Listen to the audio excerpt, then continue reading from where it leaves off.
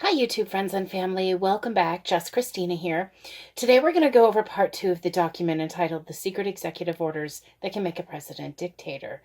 Now, in part 1 we discussed how this particular document just specifically reviews the executive orders that were implemented in the 60s to review how the government would handle any perceived crisis scenario. So we're seeing a lot of these executive orders partially come to light in the crisis that we're dealing with today. So one thing that I find particularly interesting, though, is the Conelrad system. We're going to review that briefly, but I'm going to put a link to an old commercial that advertised the Conelrad system. This was the original emergency management alert system. So it's kind of interesting to see how things change. But one really brief thing before we get started is I wanted to let you guys know, if you, when you comment on somebody's video, even if you delete it, the creator of the video that you commented on, they get a notification in their inbox. So sometimes when I get comments in my inbox, I go to reply to them, but the poster has deleted the comment. So it's happened a few times on a few different videos where just individual random people have made comments on videos and said, hey, I have more information regarding this subject matter, or we should further discuss this. And then I go to reply and the comment is gone. So you guys, I encourage active, thoughtful conversation and discussion. And if you have information that you'd like to include below, please absolutely feel free. If you want anonymity and you want to reach out to me, then please absolutely feel free to as well. So on that note, let's get started. This is the last 4 pages. This is part 2 of the secret executive orders that can make a president dictator.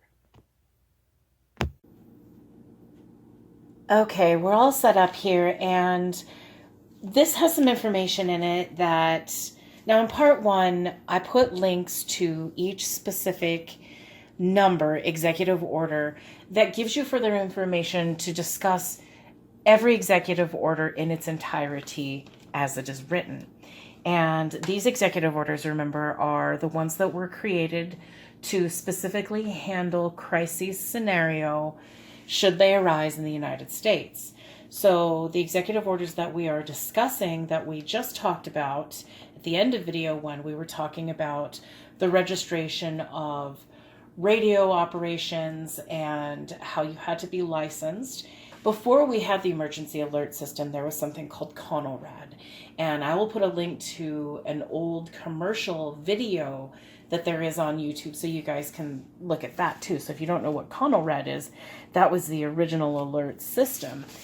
And okay, so let's get into this, because we're going to also talk about IRIS, the Increased Readiness Information System, IRIS, the implementation of that, and things that happened in the late 60s that really ultimately shaped how we are handling the crisis today. So we're going to start here because we left off here. Now, this executive order eliminates freedom of the press, and there are plans to do just that. When Conelrad's Civil Defense radio network was disabled several years ago, the nation's radio and television stations were placed in an emergency broadcasting system. Periodically, all stations receive an envelope of instructions, several recordings, and a code word from the government. In a national emergency, if it is declared, the station must open these envelopes and follow their instructions exactly. There can be absolutely no deviation from these orders, the source said. If a station fails to do what they are instructed, they would be shut down by force. So they ahead of time get instructions. Ahead of time they are given sealed envelopes that are delivered, and from time to time those envelopes are changed out.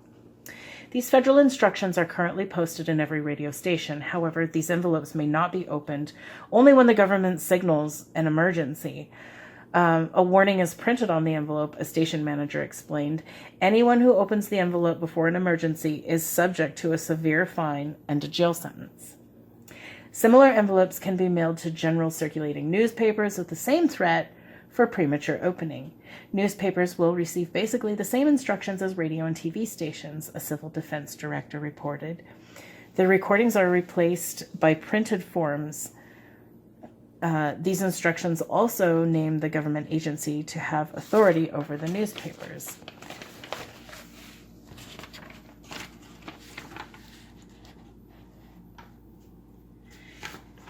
They will be forced to print all government press releases word for word. Any other news stories cannot alarm the public or create anxiety, so they don't want any contradictive to the narrative. The news media will be unable to provide vital information during any future national emergency. They could distribute only what the government would allow. Additional executive orders provide for the takeover and control of other areas of society. They include Executive Order number 10997, instructs the Secretary of the Interior to control electric power, petroleum and gas, solid fuel, and minerals. Executive Order 10998 gives power to the Secretary of Agriculture to take over food, farms, farm equipment, fertilizer and food production, and distribution facilities. Executive Order 10999 puts transportation under the control of the Secretary of Commerce. This includes ships, railroads, highways, and all civilian transportation facilities. Executive Order number 11001 gives the Secretary of Health, Education, and Welfare the control of all health services, personnel, and resources. In addition, schools and colleges would be placed under government control. Executive Order number 11003 grants powers to the Federal Aviation Agency to seize civilian airports and all civil craft. Executive Order number 11004 delegates power to the Housing Finance Administration to develop programs covering all aspects of housing, lodging, and community facilities. The HFA could order entire communities abandoned, regardless of the citizens' views or desires. Executive Order number 11005 gives control of freight railroads and motor carriers to the Interstate Commerce Department. Are these programs ready to go? The Civil Defense IRIS, or Increased Readiness Information System, feeds non-military information to the Office of Emergency Planning, explained a Civil Defense Director. A CD director must provide data on such things as gasoline storage, foodstuffs, bank deposits, transportation, and housing. This information is tabulated on prepared forms, forwarded to state headquarters, and then to federal agencies. Civil defense agencies in many cities have set up a local rationing and control board. Any commodity in the public domain would instantly be rationed upon declaration of a national emergency, one CD director revealed. I have several judges on my rationing board. OEP officials have instructed us to move quickly to protect all foodstuffs. When I get the signal from the federal level on an emergency, the local auxiliary police units would take over every supermarket. Some of the information currently being compiled by the CD agencies tell the president whether one or more of the executive orders should go into effect, the informant declared. Most of the CD people, civil defense people, have been instructed about these orders by the Office of Emergency Planning. This civil defense official did admit that a national emergency in the future would create a dictatorship at the local, state, and federal level. It would require a few hours to take over the country, he explained. There are no plans to return to normal affairs after an emergency. Locally, this might require up to 2 years. I don't know of such plans on a federal level, although they may exist. CD and OEP directors are political appointees, and there is the ever-present threat of having these men follow any orders regardless of the motive. There's always a danger when you place power in the hands of a few people, admitted a state CD OEP official. Manpower mobilization would be under the Secretary of Labor, acting under Executive Order number 11000.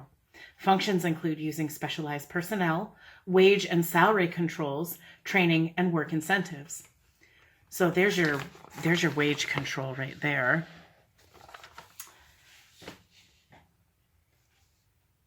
That was Executive Order 11000. Local manpower pools would be created by the CDOEP Emergency Office Center, or EOC. City, county officials, and law enforcement leaders would coordinate their efforts through the local CDOEP director. We have these programs on tap, a source at the Department of Labor revealed. Executive Order number 11002 empowered the Postmaster General to plan a national emergency registration system. Everyone should be given a number and be fingerprinted, said Francis G. Knight. It would correct faults in current identification methods. No intelligent, law-abiding citizen can seriously object to a national registration which would establish his identity, safeguard his security, bank, insurance, and tax benefits. Left unsaid, of course, was the possibility of further government control over the lives and freedom of every citizen. The 11 orders you have just read was legalized by President John F. Kennedy. On October 11, 1966, President Lyndon Johnson completed the program and specified that emergency powers be given to the Attorney General. Executive Order number 11310 reads, Section 1, Scope A, the Attorney General shall prepare national emergency plans and develop preparedness progress covering law enforcement functions of concern to the executive branch of the government. So number 1, the Attorney General needs to prepare the plans. B, these plans and programs shall be designed to develop a state of readiness in these areas with respect to all conditions of national emergency, including an attack upon the United States. Section 2, basic functions. The Attorney General shall, Section B, industry support, as appropriate, review the legal procedures developed by the federal agencies concerned to be instituted if it becomes necessary for the government to institute extraordinary measures with respect to vital production facilities, public facilities, communication systems, transportation systems, or other facility systems or service essentials to national survival. And Section C,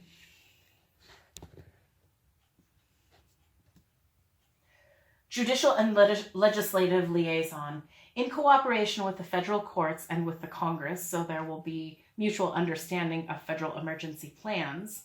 Section E, alien control and control of entry and departure. Develop emergency plans for the control of alien enemies and other aliens within the United States, and in consultation with the Department of the Treasury, develop emergency plans for the control of persons attempting to enter or leave the United States. These plans shall specifically include provisions for the following. Okay, and then it does give some of those provisions here in the document. Again, if you want to go and look them up on your own, I encourage you to. I'll put links to all of these executive orders in their entirety in the section below. So here we are.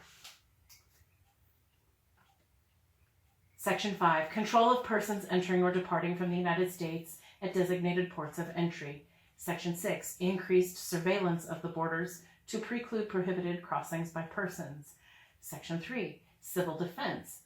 In consonance with the national civil defense programs developed by the Department of Defense, the Attorney General shall. Section B, penal and correctional institutions.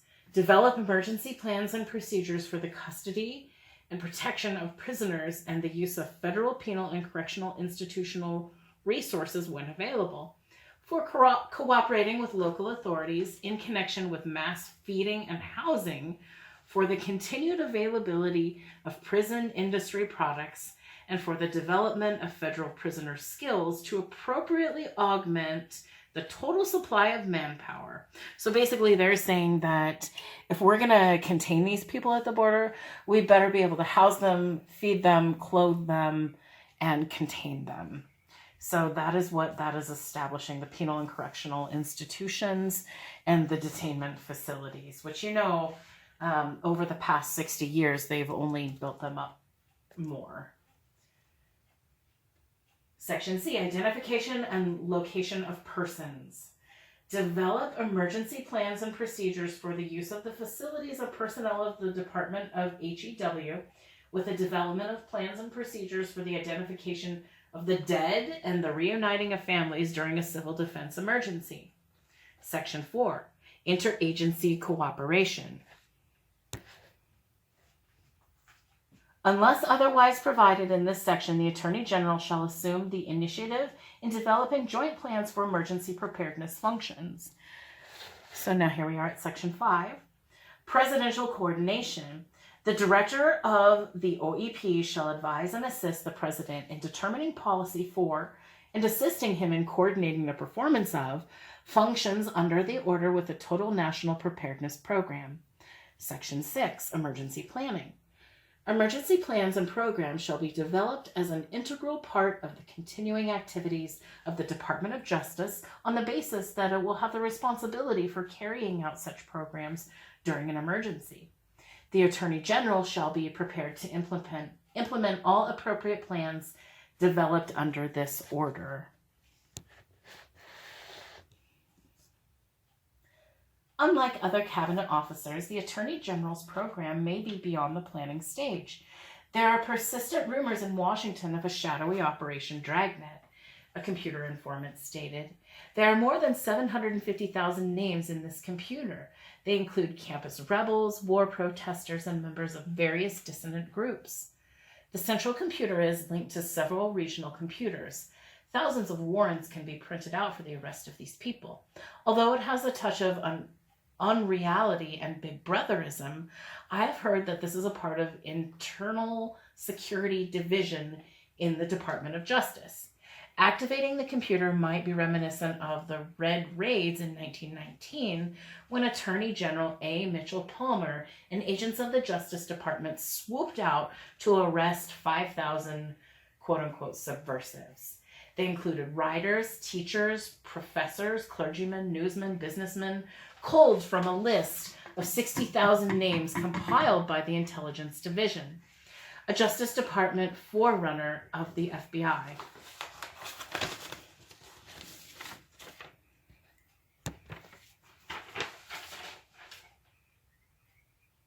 After the arrest of 5,000 persons and the deporting of many aliens, the Attorney General admitted there were no laws to cover the peacetime activities of such dissenters. There were 60,000 names in those days, Saga's informant stated. With computers and a growing population, I would expect 750,000 names to be correct. And you guys know to date, that's probably more. That's probably well into the millions. Another disturbing development in recent months is the government program to defoliate the U.S.-Canadian border. A 50 to 100 foot wide strip along the border is now being sprayed by helicopters. Vast quantities of strong herbicides permanently killed the underbrush and grass. Following the defoliation of the entire border, there is talk that a high wire fence is to be constructed along the international boundary. We've always had an open border, and I wonder about the sudden change, remarked a biologist. Right? History does repeat itself, doesn't it? I can't obtain any information from Washington as to why this has to be done or what agency is responsible. Is a fence being constructed to keep people out of the United States or to keep the U.S. citizens inside? The danger of these executive orders is that international policy brews up a periodical crisis. To date, our nation has survived many dangers without turning to a dictator. As the orders are now written, they can be applied to all conditions of national emergency, including attack upon the United States. After the White House meeting and the show of hands by those in attendance, the television networks were alerted for an important announcement by the president. Evening news programs were interrupted by the familiar view of the president in his White House study. My fellow Americans, I am grieved to report that international tensions have increased during the past few weeks, the president began. Following a meeting of high-level government officials, this afternoon it was decided to declare a national emergency. Certain executive orders will be put into effect immediately. As the president spoke, orders were being flashed throughout the country.